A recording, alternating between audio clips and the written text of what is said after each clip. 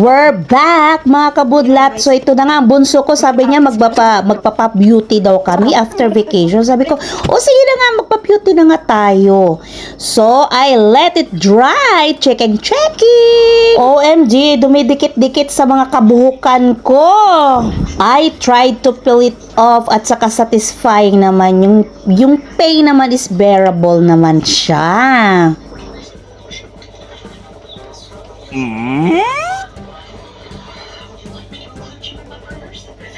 Ginalaw-galaw ko yung nguso ko para naman mag-open yung ibang mask na yan.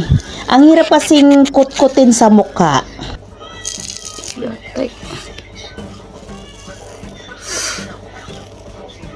Ita! Okay. Sakit. Okay. Okay. Ita!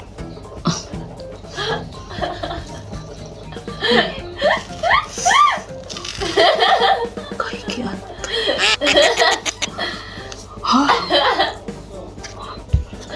O plastic, yung reaction niyo. Okay. Gago ka na. Masakit. Wait, ako. Agay. Ay, ako na, te. Okay.